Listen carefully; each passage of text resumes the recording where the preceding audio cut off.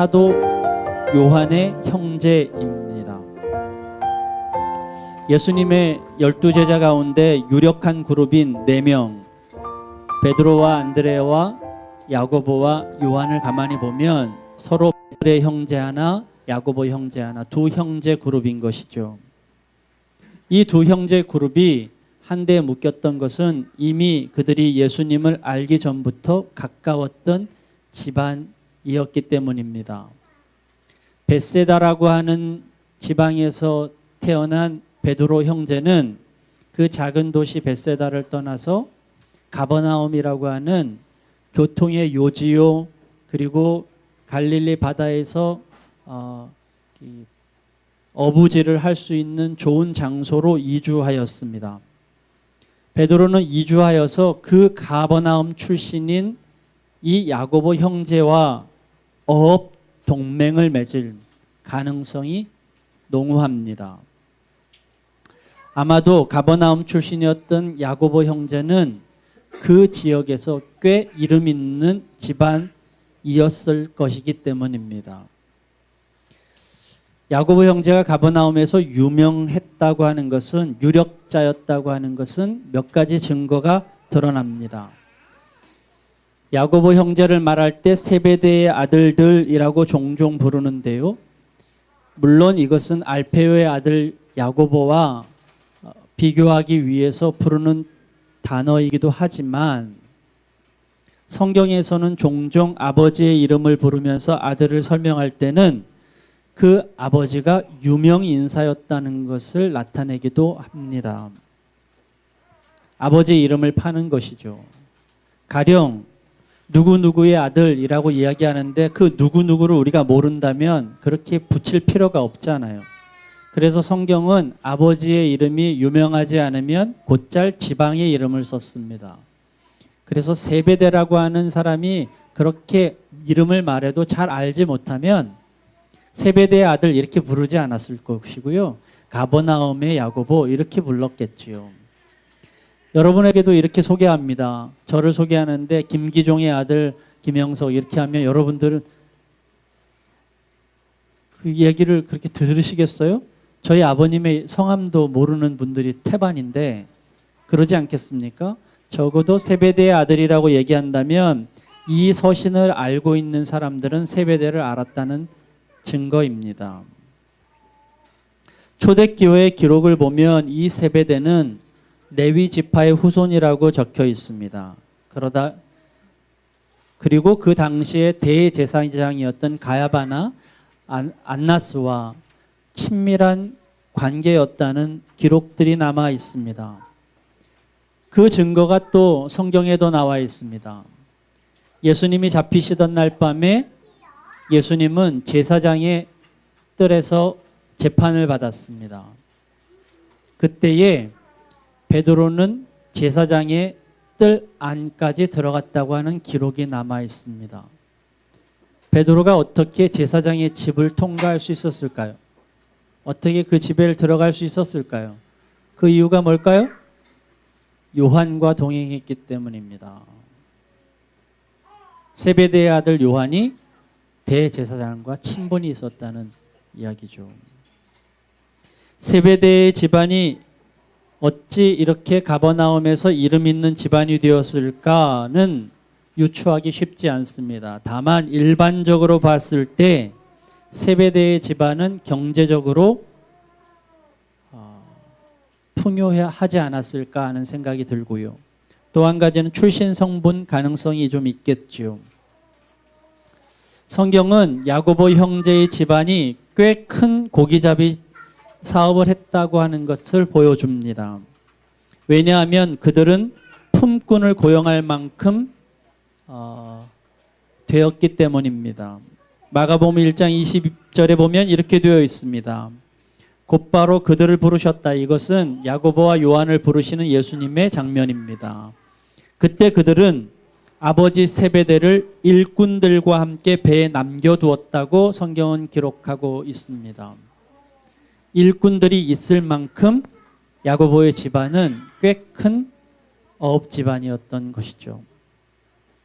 야고보와 요한은 그런 집안에서 태어났습니다. 자, 그렇다면 이런 전 이해를 놓고 야고보의 변화에 대해서 오늘 저는 여러분과 두 가지를 이야기를 나누고자 합니다. 그 첫 번째는 따라해 보십시다. 첫째가 되고자 하면 모든 사람들의 꼴찌가 되라. 다시 한번 할까요? 읽어보실까요? 시작.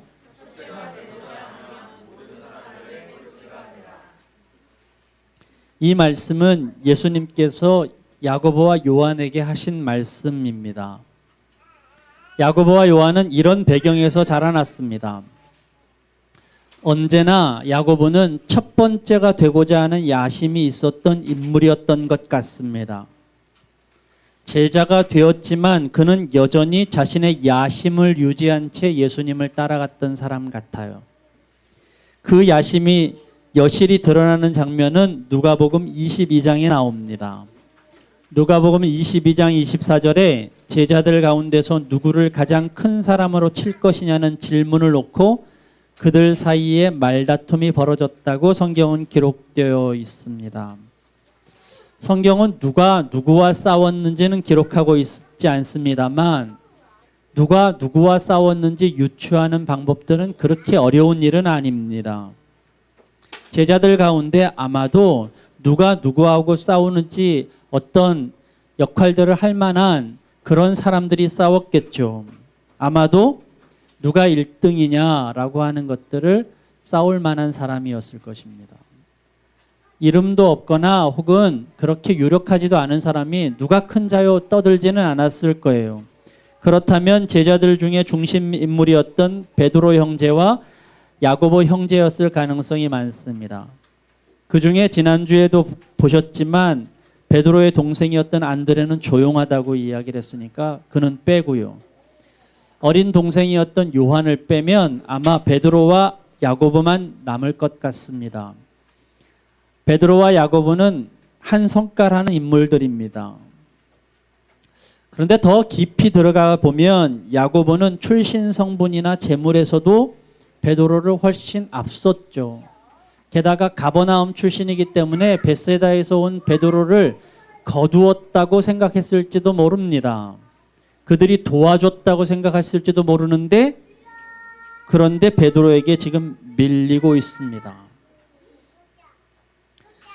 무엇인가 의문을 제기하고 논쟁을 제기하는 쪽은 이기는 쪽이 아니라 지는 쪽입니다.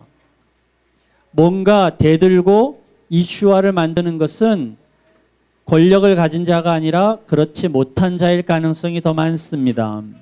그러니 야고보가 이 논쟁을 제기했다고 생각하는 것이 훨씬 낫겠죠.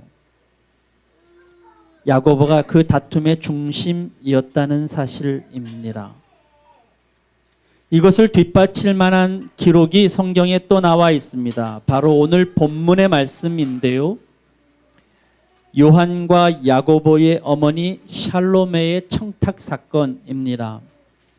야고보 형제의 어머니의 이름은 샬로메인데 그는 예수님에게 찾아와서 청탁을 합니다. 예수님의 나라가 되면 좌편에 우편에 나의 아들들 둘을 세워달라고 하는 청탁이었습니다. 이 때문에 제자들 사이에 분란이 일어났어요. 이 샬로메의 청탁 사건을 보면서 유추할 수 있는 두 가지 유추의 일이 있습니다. 그 첫 번째는 샬로메가 꽤나 치맛바람이 있는 사람이었다는 것을 알 수 있습니다. 자기의 아들들을 위해서 치맛바람을 휘두르는 것은 우리는 쉽게 알 수 있죠. 한국에 있는 어머니들이 대부분 그러기 때문입니다. 그런데 이 치맛바람을 날릴 수 있는 조건이 있는데요. 일단 사회적인 지위가 좀 있어야 하고 또 돈도 좀 있어야 합니다. 아마도 예수님의 그 제자 일행이 돌아다닐 때에 많은 돈을 지불하고 많은 것들을 제공했던 것이 바로 이 샬로메였을 가능성이 많이 있습니다. 그러니까 경제적인 여유가 있고 사회적인 지위가 있는 반면에 많은 것들을 제공했던 이 샬로메가 예수님에게 이 이야기를 하는 것은 어쩌면 당연한지도 모르겠습니다. 또 한 가지를 알 수 있는데 그것은 야고보의 야심입니다. 아무리 치맛바람이 센 어머니라 할지라도 야고보가 그런 마음이 없었다면, 1등 되고자 하는 마음이 없었다면 엄마도 어찌할 수 없는 일이었을 것입니다. 다른 말로 표현하면 엄마가 나서야 할 만큼 야고보 형제는 베드로에게 밀렸다는 반증이죠. 그러니까 야고보는 엄마를 동원하여서 자신이 조금이라도 더 자신의 야망을 드러내고 싶었던 것입니다. 이것으로 볼 때 야고보는 굉장히 야심이 있고 첫째가 되고 싶은 사람이었음에 틀림없습니다. 사랑하는 여러분, 우리들도요 1등 되고 싶어 합니다. 그 1등은 학업이나 운동 경기에만 있는 것이 아닙니다. 누군가의 주목받고 싶고 어디에선가는 빛나고 싶고 누군가에게, 많은 사람들에게 박수받고 싶은 그런 마음들이 우리에게는 다 있습니다. 게다가 조금이라도 다른 사람보다 내가 밀리면 그것을 기분 나빠하는 것이 우리에게 있습니다. 친분을 과시하고 사랑받기 원하고 다른 자리에서 왕노릇하길 원하는 것이 우리의 마음속에 있습니다. 대접받고 싶은 기분들을 갖고 싶은 것이 우리에게 있습니다. 제가 목사를 하다 보니까 목사가 뭐라고, 목사와도 친분을 맺고 싶어 하고 또 그렇게 그런 관계들을 유지하고 싶어 하는 사람들이 꽤나 있습니다. 근데 여러분들에게 목사와 정말 친분을 맺을 수 있는 방법을 하나 말씀드리겠습니다. 다만 여기에는 전제 조건이 있는데요. 정상적인 목사라는 전제 조건입니다. 진짜 정상적인 목사와 친분을 맺고자 한다면 그 목사의 말을 잘 듣는 것입니다. 아니, 설교 말씀을 잘 듣는 거예요. 그들의 생각을 잘 듣는 것입니다. 말씀의 내용을 삶으로 만들어내는 것, 그것만큼 목사와 친분을 맺는 방법은 없습니다. 저희는 작은 교회이기 때문에 여러분들이 설교 말씀 나눌 때 여러분들 표정이 다 보여요. 근데 그 표정들을 가만히 보면 여러분들도 아시겠지만 그 말씀을 동의하고 인정하고 또 그것을 따르려고 하는 표정과 그러지 않은 표정들을 다 드러나거든요. 근데 이렇게 말을 하는데 1대1로 말을 하는데 앞에 있는 사람이 내 말을 듣지도 않고 고개도 끄덕이지 않으며 그냥 졸고 있다면 여러분들은 그와 친분을 맺을 수 있으시겠습니까? 많은 사람들이 목사와 친분을 다른 데서 맺으려고 합니다. 돈으로 맺으려고 하고 골프로 맺으려고 하고 혹은 밥 먹는 것으로 맺으려고 합니다. 그건 다 가짜입니다. 진짜 목사와 친분을 맺기를 원하면 그가 말하고 그가 생각하고 그가 동의하는 것이 무엇인지 나도 동의하는 것입니다. 어떤 선생님이 여러분들을 가르칠 때에 그 선생님들이 말하는 대로 하지 않으면 그것이 선생님을 따르는 제자입니까? 그러지 않지 않습니까? 거기는 친분이 없습니다. 근데 지금 야고보는 다른 것으로 예수님과 친분을 맺으려고 했다는 것입니다. 그의 말씀에 의해서 그의 말씀을 동의하고 그의 말씀을 붙들고 그와 생각을 같이 하면서 가려고 하는 것이 아니라 돈으로, 관계로, 다른 것으로 친분을 맺으려고 했다는 것입니다. 그런 친분을 맺는 목사와는 친분을 맺지 마십시오, 여러분. 그리고 그렇게도 목사와 친분 맺지 않으시기 바랍니다. 저는 결혼할 때에 저희 집사람하고 그런 이야기를 했는데요. 절대로 우리는 뭘 말을 해놓고 그 말을 기억 하나 두고 보자 이런 거 하지 말자고. 제가 기억을 잘 못해가지고요. 기념일 챙기는데 기념일 어디 말을 해놓고 그 기념일 기억 하나 보자, 두고 보자. 그리고 일주일 전에, 5일 전에, 하루 전에도 말 안 하고 그냥 지켜보고 이런 거 하지 말자. 이런 싸움 소비하지 말자고 제가 그랬습니다. 결혼하기 전에 결혼할 친구들은 다 그 얘기 하세요. 왜 꼭 그래야 되냐고요. 미리 얘기하고 미리 도와주고 나의 기억력을 도와주고 그래야죠. 그게 사랑이죠. 미리 챙겨주고 도와주는 거요. 그런데 많은 사람들은요, 그러지 않고 저 사람이 날 기억하나 두고 보자. 저 사람이 어떻게 하나 두고 보자. 그 관계로, 기억하는 관계로, 그렇게 하는 관계로 친분을 과시하려고 합니다. 진짜 중요한 것은 삶을 나누는 것입니다. 우리가 원하는 것과 똑같은 것을 야고보도 지금 원하고 있습니다. 문제는 야고보가 영광의 멸류관을 원했고 권력을 원했고 높은 자리를 원했다는 것입니다. 그러나 그는 제자들 가운데 어떤 으뜸의 자리도 결코 차지하지 못했습니다. 그는 세상의 재물도 권력도 권세도 얻지 못했습니다. 오로지 예수님은 그에게 영광의 멸류관이 아니라 고난의 잔을 요구하셨고 그에게 권력의 길이 아니라 종의 길을 걷게 하셨으며 그에게 높은 자리가 아니라 순교자의 무덤을 주셨습니다. 여러분들은 예수님께 무엇을 얻고자 하십니까? 우리는 다 야고보가 아닙니까? 예수님께서 혹시 여러분에게 요구하시는 것이 무엇인지는 알고 계십니까? 여러분들이 예수님께 무엇을 얻기 이전에 예수님이 여러분에게 요구하시는 것이 무엇인지는 알고 계십니까? 야고보의 야심을 모를 리가 없는 예수님께서 야고보를 제자로 삼으셨습니다. 늘 논란의 싹이었던 야고보를 모르실 리 없는 예수님께서 늘 그를 대동하셨습니다. 그리고 그에게 낮은 자의 모습, 작은 자의 모습을 계속 보여주셨습니다. 그리고 누가 큰 자의 논쟁이 있을 때 예수님은 그 야고보에게 이렇게 말씀하셨습니다.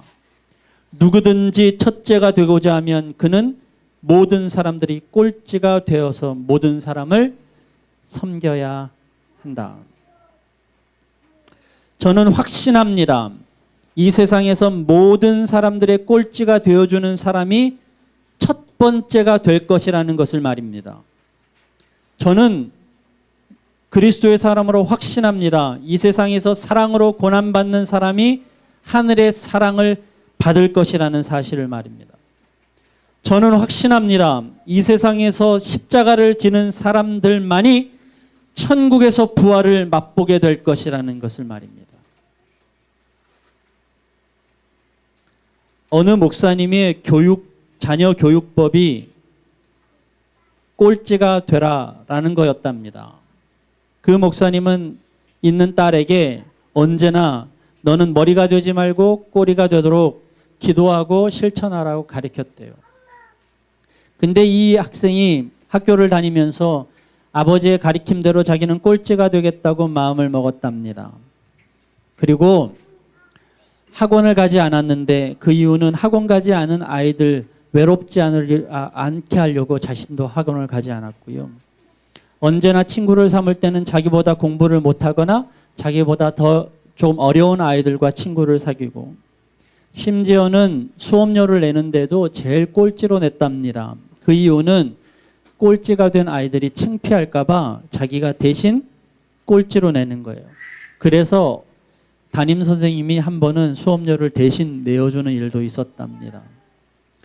늘 교무실과 화장실 청소는 자기 몫이었고 그 여고생이 다니는 학교가 기독교 학교인 모양인데 목사님 딸임에도 불구하고 심지어 학교 채플의 대표 기도도 제일 마지막에 한다고 졸업할 때쯤 했다는 말입니다. 그렇게 살았대요. 그랬더니 졸업할 때쯤 그의 곁에는 모든 친구들이 친구가 되어 있었고 그 학교에서 선생님들에게 가장 신뢰받는 제자로 그의 이름이 오르내렸답니다. 그 학생의 이야기 가운데 제게 가장 감동이 되었던 것은 그 여학생이 아버지에게 보낸 편지였어요. 아버지가 꽤나 괜찮은 큰 교회의 부목사로 있었던 모양인데 어느 날 갑자기 그 교회에서 실직을 하게 되었던 모양입니다. 그래서 괴로워하는 아버지에게 그 딸이 이런 편지의 내용을 보냈다 그래요. 아빠, 저는 아빠가 크고 많은 사람들 앞에서 설교하는 모습보다 두세 사람이 모인 작은 개척교회에서 설교하는 모습이 훨씬 멋지다고 생각해요. 아빠 힘내세요. 화이팅. 믿음이 출중한 사람들은 이 땅에 너무나 많습니다. 하나님이 하실 거라고, 하나님이 이루실 거라고 선포하는 이들은 수두룩합니다. 그러나 첫째가 되려면 꼴찌가 되라는 말을 믿는 사람들은 지극히 적습니다. 왜냐하면 나의 가치관에 부합하는 하나님의 말씀이 아니기 때문입니다. 그래서 언제나 많은 사람들은 이 말씀에 살을 붙입니다. 설마 정말 꼴찌가 되겠어? 이렇게 살면? 아니, 그런 마음만 가지라는 얘기지 이건 진짜 꼴찌는 아닐 거야. 그래서 진짜 꼴찌가 되려고 실천하는 사람은 이 땅에 없습니다. 첫째가 되려던 야고보가 어떻게 되었는지 여러분은 혹시 아십니까? 그는 진짜 꼴찌가 되었습니다. 그는 사도 중에 변변한 직책을 가져보지도 못했고 놀라운 사도직의 역사를 드러낸 적도 없습니다. 그 이유는 그가 제일 먼저 순교했기 때문이죠. 많은 사람들은 일찍 죽으면 저주를 받은 것처럼 생각합니다. 장수가 축복의 비결이라고 생각하죠. 오래 살면 하나님께 축복받았다고 생각하는 사람들이 많이 있잖아요. 그러니까 여러분 건강하려고 노력하지 않습니까? 그런데 그런 사람들 앞에서 제일 먼저 순교했다면 그는 인생에서 꼴찌 산 거예요. 근데 혹시 여러분 아십니까? 12제자의 순교에 대한 성경에 기록되어 있는 것은 야고보가 유일합니다. 야고보 이외에는 어떤 순교의 이야기도 성경에 적혀 있지 않습니다. 그러니까 순교에 관한 한 그는 첫 번째가 된 것입니다. 저는 여러분들이 첫 번째가 되려면 꼴찌가 되라는 주님의 음성이 오늘 이 시간 정말 믿어지길 바랍니다. 그리고 여러분들이 그것을 실천하기를 바랍니다. 왜냐하면 그때가 가장 사랑을 실천할 수 있는 때이고 그런 자리이기 때문입니다. 하나님 앞에 첫 번째가 되고자 하면 할수록 이 세상에서는 꼴찌를 바라는 사람이 되시기 바랍니다. 반대로 이 세상에서 첫 번째가 되고자 하면 하늘에서 꼴찌가 됨도 기억하는 여러분이 되시길 바랍니다. 성경은 분명히 이렇게 말하고 있습니다. 지혜로운 자가 되려거든 세상의 어리석은 자가 되라고 말입니다. 이 하늘의 원리가 믿어지는 변화가 주어지기를 간절히 소망합니다. 정말 이 말씀이 믿어지는 여러분 되시길 바랍니다. 야고보의 두 번째 변화는 서 있다고 생각하는 사람은 넘어질까 조심하라입니다. 한번 따라해 봅시다. 서 있다고 생각하는 사람은 넘어질까 조심하라. 좀 어려운 얘기가 될지 모르겠는데 좀 천천히 이 부분들은 좀 상세히 한번 들어보시죠. 예수님은 시몬에게 베드로라고 하는 이름을 지어줬듯이 야고보에게도 별명을 붙여주셨는데 보아너게라고 하는 별명입니다. 이 보아너게라는 뜻은 천둥 치다 할 때 그 천둥 말이죠. 천둥의 순 우리말인 우레, 우레의 아들들이라는 뜻입니다. 아마도 천둥처럼 불같은 성질 때문에 붙여진 이름이 아닌가 싶은데요. 이 별명이 붙여진 이유가 있습니다. 예수님께서 마지막 유월절을 지키시기 위해서 예루살렘으로 가셔야 했습니다. 근데 그 갈릴리에서 예루살렘으로 가려고 하면 가장 빠른 길은 사마리아를 관통하는 길입니다. 그런데 유대인들은 사마리아인들과 관계가 좋지 않았기 때문에 그 당시에 예루살렘으로 가려면 베레아 광야라고 하는 곳으로 우회해 갔습니다. 근데 예수님께서는 지금 마지막 유월절을 기리시기 위해서 예루살렘으로 가실 때 사마리아를 통과하고 가셨어요. 그래서 미리 사람들을 보냈습니다. 그래서 이 사마리아를 통과하면서 가도록 일꾼들이 먼저 간 것이죠. 그런데 사마리아인들이 예수님의 통과를 반대한 것입니다. 여러분 잘 아시다시피 사마리아인과 유대인의 관계는 견원지간의 관계입니다. 서로가 서로를 미워하는 관계죠. 이것을 수없이 제가 설명했기 때문에 이 관계를 지금 설명해 드리진 않겠습니다. 어쨌든 간에 사마리아 지방을 가지 않으려고 우회를 하고 만나지 않으려고 말도 걸지 않고 이런 사람, 이런 관계들이었어요. 예수님은 사마리아를 지나시는 길을 선택하셨습니다. 그런데 그들이 이것을 막아서 사건이 벌어진 것입니다. 그런데 가만히 보면 예수님과 사마리아인들 사이에는 관계가 나쁘지 않았습니다. 예수님은 사마리아인 나병 병자를 고치시는 일도 있었고요. 우물가에서 수가성의 사마리아 여인과 이야기를 나누며 생명수를 허락하시기도 하셨습니다. 선한 사마리아인의 비유를 통해서 사마리아인을 귀히 여기시는 것들도 보여주셨습니다. 이런 걸로 봐서 예수님과 사마리아인의 사이는 결코 나쁠 수가 없습니다. 아마도 그런 것들을 사마리아인들도 잘 알고 있었을 것입니다. 그럼에도 불구하고 왜 사마리아인들은 예수님의 가시는 길을 막았을까? 그것은 단순히 인간적인 문제가 아니라 종교적인 문제 때문이었습니다. 사마리아인들은 절기를 지킬 때 그리심산이라고 하는 곳에서 절기를 지켜왔습니다. 그런데 유대인들은 예루살렘에서 그 절기를 지키는 것이죠. 그래서 우물가에 있는 여인이 예수님을 만나서 그것을 질문하는 장면이 요한복음 4장에 나와 있습니다. 그런데 오늘 예수님께서 유월절 절기를 지키시려고 예루살렘으로 가신다는 거 아닙니까? 사마리아인들은 그것을 문제 삼은 것입니다. 사마리아인들은 인간적으로 예수님을 방해한 것이 아니라 종교적인 문제로 그것을 방해한 것입니다. 오늘 이 사건을 보면서 여러분들은 기억하셔야 할 게 있습니다. 종교적인 관습의 문제로 사람을 미워하고 거부하는 일들이 우리에게 있어서는 안 된다는 사실입니다. 하나님은 사랑이십니다. 하나님을 전하고 복음을 전하는 이유는 그들을 사랑하고 그들을 도와주기 위해서입니다. 그런데 그런 사랑으로 시작한 것이 사랑과 복음보다 종교적 행위가 우선할 때에는 그들을 미워하고 질시하고 저주하는 것으로 바뀌게 됩니다. 사랑하려고 시작해서 미움으로 끝나는 어리석음이 우리 종교인들에게, 그리스도인들에게 있다는 사실입니다.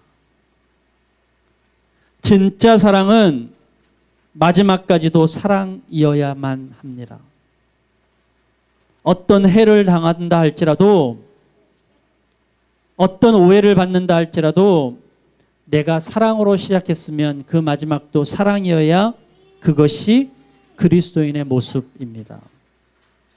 십자가라는 이름으로 행해지는 어떤 미움이나 저주 그리고 폭력을 여러분들은 멈추어야만 합니다. 그것은 그리스도의 정신이 아니라 종교적인 신념일 뿐이기 때문입니다. 믿지 않는다고 저주를 퍼붓고 이방인이라고 미워하는 것은 그리스도인의 도리가 아닙니다. 주님께서는 우리에게 그렇게 가르치지 않으셨습니다. 근데 오늘 사마리아인은 그 종교적인 문제로 사람을 미워하는 것입니다. 우리가 사마리아인이 되지 않아야 하는 이유입니다. 다시 야고보로 돌아가 보겠습니다. 문제는 이때 발생했습니다. 성질이 불같은 야고보가 예수님께 득달같이 달려와서 말했습니다. 주님, 하늘에서 불이 내려와 그들을 태워버리라고 우리에게 명령하면 어떻겠습니까? 라고요. 무슨 얘기인지 아시겠어요? 저 사람들 다 불태워 죽입시다, 이 얘기를 하는 거예요. 이 이후로 예수님께서는 야고보가 이성을 잃을 때마다 별명을 부르시면서 타이르셨어요. 아이, 보아너게, 보아너게. 막 불같이 분노가 일어날 때마다 보아너게 이렇게 얘기하셨다는 거예요. 아마도 사람들은 야고보가 불같은 성질에 즉각적인 분노를 표현한 사람이라서 이렇게 우리의 아들이라고 얘기했겠구나라고. 그리고 이 이야기는 하나의 에피소드 같이 이야기하는 사람들이 있습니다. 불을 내려서 마을을 태우라고 요청한 것은 단순한 분노처럼 보이지만 여러분 여기엔 조금 더 생각할 것이 있습니다. 이 야고보의 이 말에는요 역사적인 배경이 있습니다. 그가 그냥 분노해서 한 말이 아니에요. 그가 갑자기 확 올라오는 그런 분노의 마음 때문에 확 내뱉은 말이 아니라는 거예요. 야고보는 베드로처럼 단순 무식한 사람이 아닙니다. 이것을 좀 설명하겠습니다. 이스라엘 역사 가운데 가장 악한 왕을 꼽으라면 여러분 누구를 꼽으시겠습니까? 아마도 아합 왕일 것입니다. 반대로 이스라엘 역사상 가장 위대하고 가장 영향력 있는 선지자를 꼽으라면 누구를 꼽겠습니까? 여러분 엘리야를 꼽을 수 있을 것입니다. 놀랍게도 가장 악한 왕과 가장 영향력 있는 선지자는 동시대 인물입니다. 늘 그렇습니다. 가장 악한 것이 있을 때 가장 선한 것이 나오고 가장 문제가 있을 때 가장 해결책이 나오게 되어 있어요. 당연히 아합과 이 엘리야는 철천지 원수지간일 수밖에 없지요. 아합 왕이 죽고 그의 아들 아하시스가 왕위에 올랐는데 그 아하시스는 그의 어머니 이세벨이라고 하는 사람이 수렴청정을 할 만큼 그 아버지의 못지않은 악행을 저지른 사람이었습니다. 그는 점치는 것과 우상숭배 그리고 바알세불의 추종자였습니다. 그것을 엘리야가 알고 가만둘 리가 없지요. 그래서 엘리야는 아하시스에게 이렇게 말했습니다. 열왕기하 1장 4절의 말씀입니다. 그러므로 나 주가 말한다. 내가는 아하시스입니다. 내가 올라가 누운 그 병상에서 일어나 내려오지 못하고 죽고 말 것이다. 저주를 퍼부은 것이죠.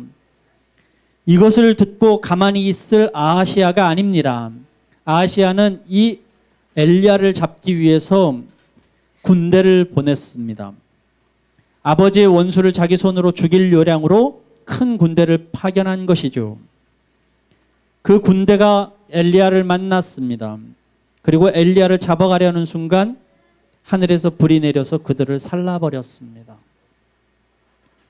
그 사건이 일어난 장소가 바로 사마리아였습니다. 야고보는 이 사건을 잘 알고 있었습니다. 그리고 성경의 말씀의 전례대로 예수님께 제안을 한 것입니다. 그러니까 이 야고보는 철저한 계획에 의해서 예수님께 말씀을 전한 거예요. 성경에서는 이렇게 말하고 있고 예수님을 방해하고 메시아를 방해하는 사람들은 불을 내려도 마땅하다는 생각으로 야고보는 이야기를 하고 있는 거예요. 즉흥적으로 말한 게 아니라는 것입니다. 아시겠죠? 제가 왜 이 말씀을 드리느냐? 저는 안면은 없지만 책으로 만난 최근에 카톨릭 신학자 한 분을 알고 있습니다. 그분이 자신의 좌우명을 소개해 주었는데요. 그 좌우명이 나의 생각이 틀릴 수도 있다 였습니다. 저는 이 좌우명이 굉장히 좋은 좌우명이라는 생각을 했습니다. 이 말씀이 왜 이렇게 중요한가? 배우는 사람의 자세가 바로 이 말에서 나오기 때문입니다. 이 사고, 내 생각이 틀릴 수도 있다는 이 사고를 가지지 않으면 우리는 아무 말도 들을 수가 없습니다. 누구의 말도 들으려 하지 않을 것입니다. 배움이라고 하는 것은 내 생각을 바꾸려고 하는 것입니다. 말씀을 듣는다고 하는 것은 내 생각을 바꾸려는 태도에서 시작하는 것입니다. 내 신앙이 틀릴 수도 있다. 내 생각이 틀릴 수도 있다라고 생각을 해야 말씀이 들리고 오늘 새로운 말씀이 들리고 오늘 이 시간에 제 말씀이 들리는 것입니다. 그러나 결코 내 생각이 틀리지 않았다고 생각을 한다면 제가 이야기하는 것 족족 여러분들은 의문을 달기 시작하실 것입니다. 그거는 이래서 아니고 이거는 저래서 아니고 내 생각이 옳아 이렇게 생각합니다. 그리고 더 나아가서는 어떤 사람들은 성경 말씀을 듣거나 혹은 이 성경 말씀을 보거나 설교 말씀을 들을 때마다 자신의 생각을 증명하려고 말씀을 듣기도 합니다. 내 생각이 옳다는 것을 증명하려고 설교를 듣는 것이죠. 그래서 내 생각에 옳다고 증명되지 않은 설교는 나쁜 설교고, 내 생각이 그래 내 생각했던 게 맞잖아 된 설교에는 아멘 하는 것입니다. 그것이 오늘날 기독교의 설교고 오늘날 기독교의 신앙생활입니다.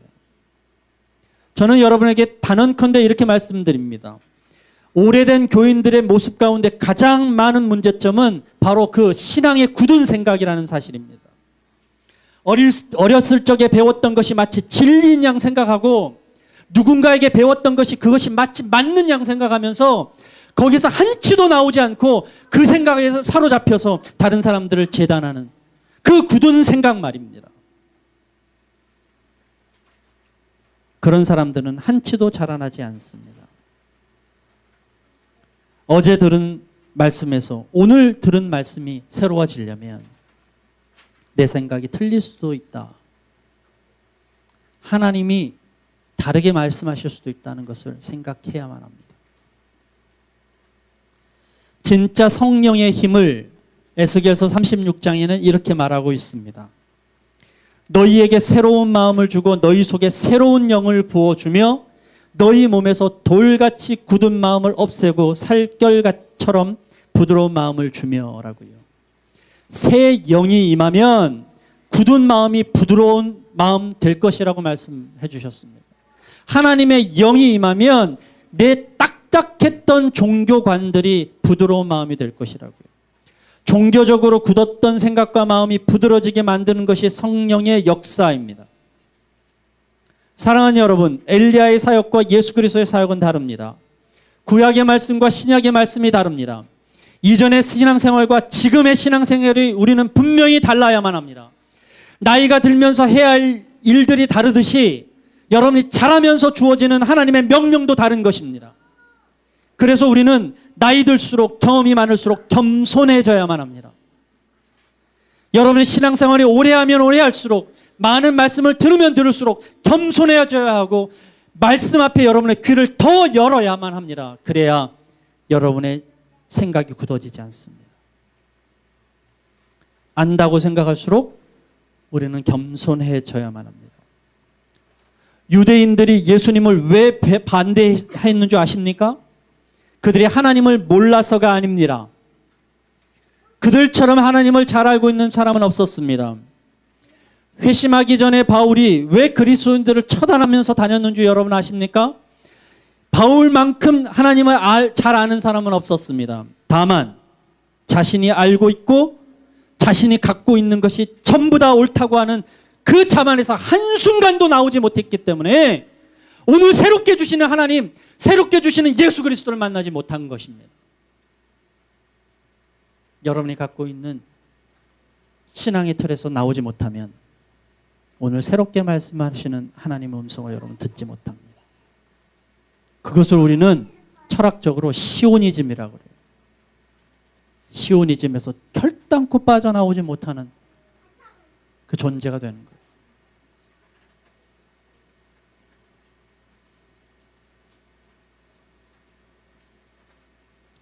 자신이 옳다고 믿는 순간 모든 것을 부정하게 됩니다. 그때가 바로 내 종교관이 굳어지는 순간입니다. 성경은 끊임없이 여러분에게 늘 깨어있으라고 말하고 있습니다. 근데 많은 사람들이 깨어있다는 말을 오해해요. 그래서 잠자지 말아야 된다고 생각해요. 심지어는 깨어있으라고 얘기하니까 새벽에 일찍 일어나고 기도하라는 모양이라고. 그래서 새벽 기도하고. 여러분, 깨어있으라는 말은 여러분의 신앙이 굳지 말라는 말입니다. 오늘 일어나서 주시는 하나님의 말씀에 내 마음을 바꿀 수 있는 부드러운 신앙을 가지라는 말입니다. 오늘 새롭게 나에게 주시는 하나님의 말씀에 여러분의 방향을 바꿀 수 있을 만큼 하나님에게 민감한 마음을 가지라는 말입니다. 하나님께서 어제 여러분에게 일어나라고 얘기하시고 오늘은 여러분에게 앉으라고 얘기하실 수 있어요. 여러분들이 어제 일어나라는 말에 꽂혀서 오늘도 끝까지 일어나 있으며 하나님께서 앉으라고 얘기하시는데도 어제 일어나라 그러셨잖아요. 그러면서 여러분 계속 그것만 부여잡고 있으면 여러분 지치고 쓰러지고 낙심할 수밖에 없습니다. 그것이 바로 굳어진 마음입니다. 야고보는 예수님을 거부하면 불이 매도된다는 확신을 가지고 있었던 이 이유는 옛 전통에 그대로 사로잡혀 있었기 때문이죠. 그러니까 예수님을 가리키려고 드는 것입니다. 꼴찌하라, 사랑하라, 베풀어라, 거저 주어라, 나누어 주어라 이런 얘기를 하면 저에게 꼭 훈계하는 사람들이 있습니다. 그렇게 살면 안 돼요. 목사님 세상 물정을 모르는 거예요. 공평, 정의 이런 얘기를 하면 성경에는 이에는 이, 눈에는 눈이라고 그랬잖아요. 감사하지도 않는 사람은 왜 나눠주고 가난하지도 않은 사람에게 왜 무료로 해주고 뭐 이런 얘기를 계속합니다. 심지어는 성경은 성경이니까 그렇게 말하는 것이지 삶에서 어떻게 그렇게 살아요? 이렇게 얘기하는 사람들도 있습니다. 열심히 나에게 훈계하고 가르치려는 사람들이 있습니다. 세상은 그렇게 사는 것이 아니라고 말입니다. 저는 그분들의 입장을 이해합니다. 그리고 그 말이 맞는지도 모른다고 생각합니다. 그러나 저는 구약의 시대에 살지 않고 지금 신약의 시대에 살고 있습니다. 이미 저는 예수 그리스도를 만났고 그는 저에게 종교가 아니라 진리를 선포해 주셨습니다. 그는 교회 안이 아니라 세상에서 어떻게 살아가야 하는지를 나에게 말씀해 주셨습니다. 그는 낮아지라고 말씀하셨고 섬기라고 말씀해 주셨습니다. 그는 오직 사랑 이외에는 답이 없고 오직 십자가의 길밖에는 목표가 없음을 저에게 말씀해 주셨습니다. 저도 그 길 가기 싫고 힘들고 어렵습니다. 이렇게 살기 귀찮고 어렵습니다. 그러나 그 길밖에 없기에 힘겨워도 가고 그 길밖에 없기에 눈물 나도 사는 것입니다. 그래서 하나님께 힘달라고 기도하고 포기하지 않게 도움을 요청하는 것입니다. 세상적으로 살지 못해서 그렇게 안 사는 것이 아니라 그 삶 밖에는 하나님이 나에게 말씀해 주시지 않았기 때문에 이렇게 사는 것입니다. 왜요? 나는 그리스도인이니까. 오늘날 교회가 문제시되는 것은 종교는 있는데 예수 그리스도가 없어요. 그의 말씀이 전통과 율법 안에 갇혀 있기 때문입니다. 오늘날 예수를 말하지만 예수의 말씀은 없고 오직 내 주장과 내 가치관만 있습니다. 예수님을 나의 종교성을 주장하는 데만 사용하려고 드는 것이 오늘날 교회의 문제점입니다. 이것은 어렸을 적에 물 떠넣고 지성을 드리는 종교와 하나도 다르지 않는 똑같은 모습으로 오늘도 우리는 예배하고 오늘도 그렇게 우리는 기도합니다. 사랑하는 여러분, 내가 옳다고 생각하는 사람들이여, 오늘 여러분들은 예수 그리스도의 말씀 안에 있는가를 스스로 검증해 보시기 바랍니다. 오늘 믿음 있다고 생각하는 여러분, 오늘 여러분은 예수님의 말씀이 정말로 믿어지는가를 정말 생각해 보시기 바랍니다. 지금도 나는 철저한 신앙생활을 한다고 생각하는 여러분, 여러분들은 지금 예수님을 위해서 살고 있는지 아니면 나를 위해 살고 있는지를 돌아보시기 바랍니다. 그 변화가 없으면 우리는 주님의 제자로 걸어가기 어렵습니다. 옛 신앙생활의 모습, 어제의 은혜로 살지 마시고 오늘 새로 주시는 하나님의 말씀으로 사는 여러분이 되시기를 주님의 이름으로 기도드립니다. 이전의 기억으로 간증하지 말고요, 오늘을 간증날로 삼으면서 살아가시기 바랍니다. 행위의 뿌리를 둔 율법의 영성에서 사랑의 뿌리를 둔 진리의 영성으로 살아가시는 여러분이 되시기 바랍니다. 그래야만 주님의 말씀이 오늘도 우리의 영혼에 살아 움직이시게 될 것입니다. 찬양하십시다. 제가 오늘 여러분과 같이 나누고 싶은 찬양,